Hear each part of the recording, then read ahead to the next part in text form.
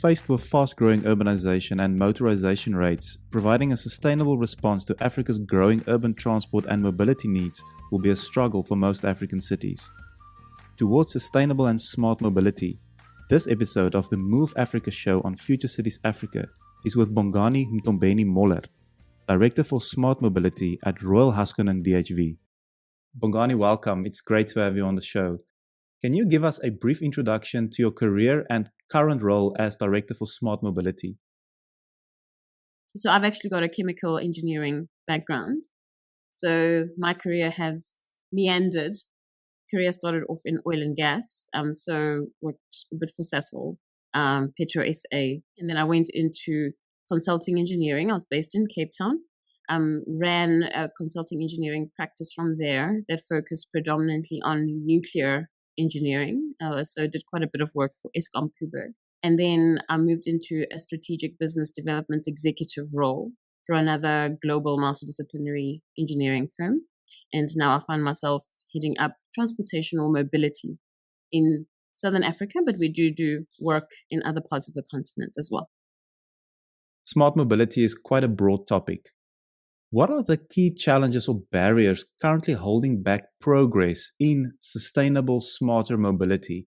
And how can these challenges, or are these challenges, being addressed? I suppose in order to understand and really dive into the barriers that hold back progress in smarter, sustainable mobility, one has to understand what smart mobility is.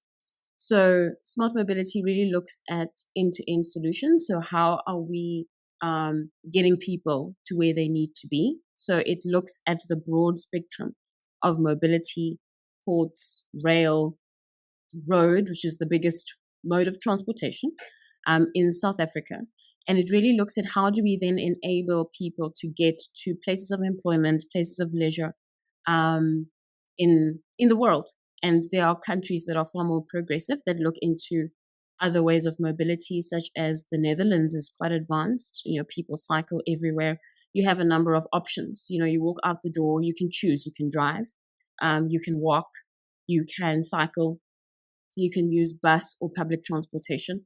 And that's where we want South Africa and Africa to get to be able to have safe, sustainable ways of getting around.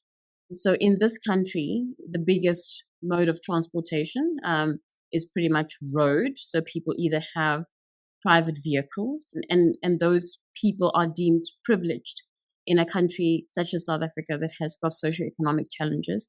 The bulk of South Africans still use public transport in the form of taxis and buses, but we do have challenges in South Africa. So where we want to be is the same place as other countries are, such as the Netherlands, where it is safe to get onto a bicycle. And of course, it's a healthier mode of transportation as well. It's got its health benefits. But we do not have infrastructure that enables everybody to be able to cycle. I would love to cycle to work, but I'll probably get run over by a taxi, because we don't have dedicated cycle lanes, for example, in certain parts of Johannesburg. So we need infrastructure that is going to enable mobility. Another thing that is a barrier or a challenge in South Africa is, of course, looking into e-mobility, where we would like to have the electrification of vehicles and buses, micro-mobility. But we've got challenges such as unstable power supply. So, of course, we have load shedding every now and again. So it would make the reliability of e-mobility in the greater scheme of things a massive challenge in this country. So those are the sort of barriers. We need to have government come on board in order to implement infrastructure that enables safer ways of getting around for everyone.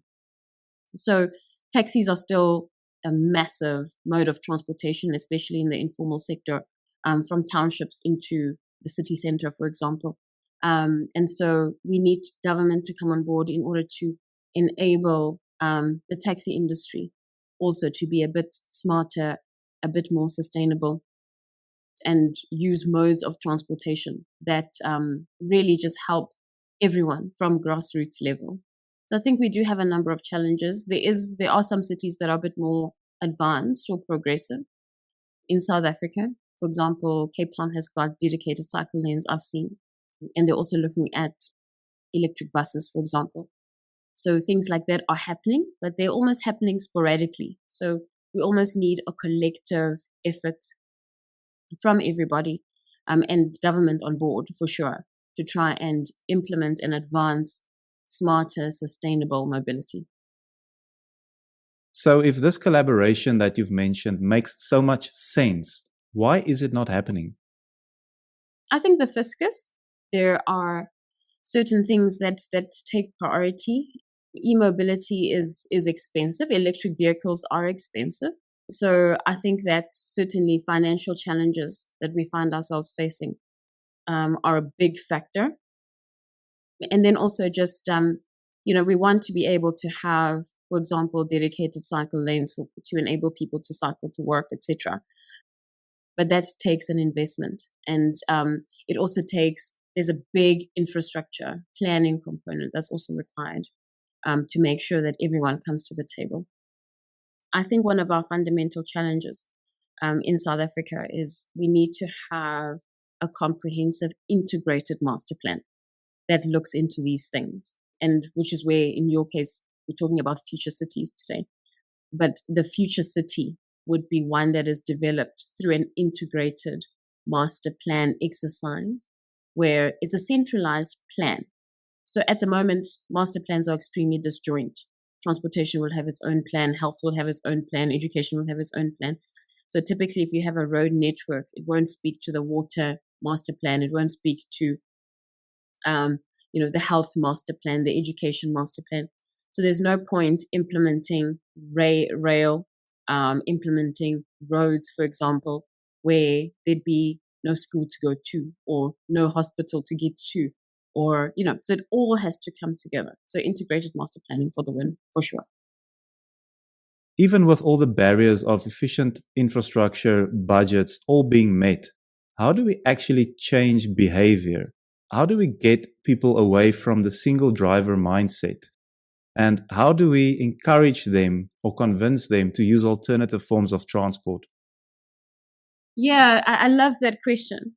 So a few months ago, 3 months ago, I spent time with the mobility and infrastructure team in the Netherlands. And I like going to progressive countries because we learn from them, right? How did you implement non-motorized transport? How did you get people to change their mindset?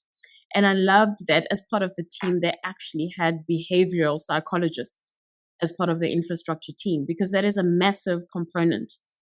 How do you get someone that has been driving their car ever since they could drive to change their behavior to now start considering riding to work or taking the bus or whatever? Say now in a perfect world where there is safe transportation, because everyone wants to get to where they're going safely and, without the risk of crime and that kind of thing. And it's a very important exercise to actually get people to change. And one of the fundamental things to consider is once you present people with options, firstly, that's the first thing, then people can start, okay, today I actually need to save on fuel and leave my car in the garage and carpool, or hop onto my bike, or use my scooter, or whatever the case may be. But I need to be presented with options, and I need to be presented with an infrastructure model that enables me to get to wherever I need to get to with ease, safely, efficiently. And the key to behavioral change is, of course, implementing that first. And it's like a habit forming thing. So, for example, if you want to quit smoking, you have to start somewhere. Day 1, day 2, day 3, a week later, a month later, 6 months later, and then it becomes second nature. So the same thing as well. And also just after highlighting the benefits of the why we need to change the behavior, it's the intention of the individual as well. To just every day, I'm going to now try and do something new until it becomes second nature. So I love that question, because it's certainly something that we all need to do, and it's a way of life. And with the rising fuel prices, it's certainly something people are starting to consider. Is there another way or another option? And we need to have those options presented to us in order to actually take the first step. Absolutely. With viable alternative options, we can make informed decisions about the way that we move around. Bongani, what fresh thinking and new approaches are currently in progress to ensure that our cities and ports are accessible without compromising residents' quality of life or the environment? I love being in infrastructure and particularly in mobility, because the whole objective and what we want is to have access to getting to work, access to fresh produce, access to goods. It's very good to see that there's quite a number of collaborations that are currently happening. I know transport has got a massive spotlight on its ports at the moment. They've put out a number of opportunities inviting public and private sector to almost partner in order to, improve the quality of our ports, to try and improve international trade. So it's quite nice to see that is happening. There's also massive talk at the moment about green hydrogen, especially at port level. So there's which would be good for the economy, and also just looking at the United Nations Sustainable Development Goals and this move towards net zero and carbon reduction and that sort of thing.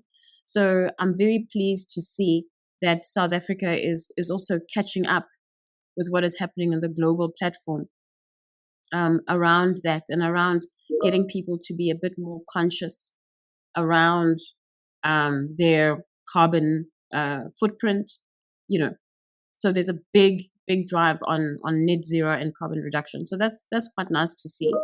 And if everyone can start thinking about that and just changing their behavior around that, it will certainly improve the overall quality of life.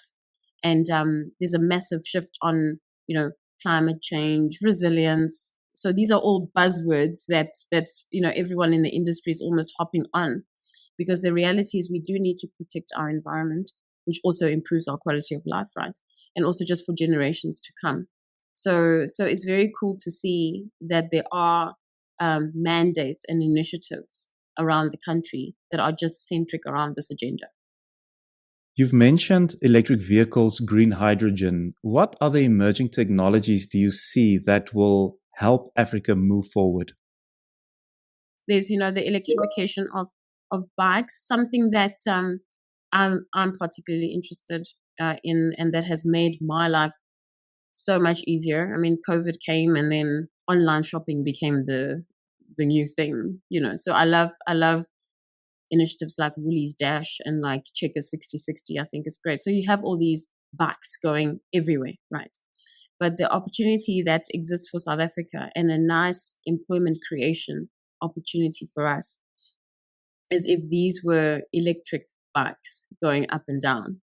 And for small businesses, the opportunity that exists there is, with the batteries, with the charging stations and that sort of thing. I'm very pleased to see emerging technologies like these electric scooters, electric bikes that have so much potential to make our lives easier, save on the environment, and of course, on a job creation point of view, also ticks all the boxes.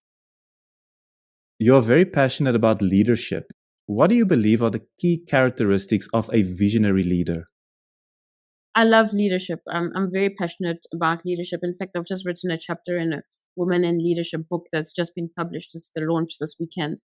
And I think that authenticity is one of the key characteristics of leadership. You cannot be fake. You cannot fake it till you make it, type of thing in leadership.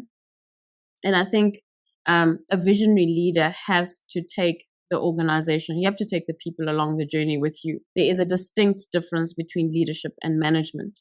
Managers can really tick the box and meet the KPIs, but a leader is someone that practices servant-heartedness, someone that is not just about the title, I'm the boss, I'm, the bee's knees, but really taking people along the journey with them. And being authentic is one of those key things, allowing one to be vulnerable to a certain degree so that you can be relatable, and to have the organization at heart to really believe the strategy and the vision of whatever that organization may be, whether you're in government, whether you're leading a team at municipal level, or you are leading an organization as CEO, or you're leading a business unit. but it's really having a heart for the people. So I'm very passionate about people centricity. And I think that every leader has to take care of the people. And, if you value the people that you're leading, and they feel valued, they will give of their best, because it will become a collective effort to realize the vision that the leader may have, or wherever the organization is going. So it's really not just about looking at today or next week, but where do I want to take this organization or this group of people, whatever sphere you're in. It could be a community as well. It could be a community leader. Where would you like to see this community in the next year, in the next 5 years, in the next 10 years? And really just making sure that everyone is along on the journey with you. I think that's very powerful. Bongani, in closing, what is your vision for the future of cities? What would you like to see? What is standing in the way of this vision, and how can these challenges be overcome? I'm very passionate about smart cities and about cities that enable development and growth and economic activity. And I touched on it a little bit earlier, but I think that it is absolutely fundamentally key that there's adequate master planning, and that it's not just silo thinking or silo planning in all facets of what a city is about, but that it's a collective. This is the vision, this is where we're going, and this is what we want the city, or how we want the city to look. So many good examples globally, such as Singapore. In the 60s, Singapore was a slum, and look at Singapore today. And why did it work, and how could it work? It all started with the leadership. There was one vision, there was one plan. You shall all conform to housing to the standard. You shall all conform to infrastructure, public transportation to the standard. The materials that are used to build roads and houses and whatever else shall be according to the standard. So it all came together on the basis of one vision, one integrated master plan. Another very good example, and I'm very happy with what's happening in Kigali. Kigali is so progressive, and they pretty much followed exactly the same recipe that Singapore has followed. From the traffic, from everyone realizing you shall not litter, we will look after the city. And that sort of model really works. And I think in South Africa, one of the things that really holds us back is our procurement, in that it's not centralized. It's not a central plan or a central framework that everyone adheres to. So it's very sporadic. This plan does this plan does this, and it all just doesn't gel together. So I would love to see a city where there's integrated transportation, where there is infrastructure that enables growth and development, where there is safety and security and everyone comes on board. You shall not do this, or there are dire consequences. And all this starts at the leadership, and all this starts at the top. So yeah, for me, I would love to see a future city that is an enabler for everyone that's in it, where the lady that sells acha at the street corner that wants to go into the city center can, because it's safe and because she can, and that there is support and mechanisms to enable her to do so. A big thank you to Bongani Mthombeni-Möller for this insightful conversation on the Move Africa show on Future Cities Africa.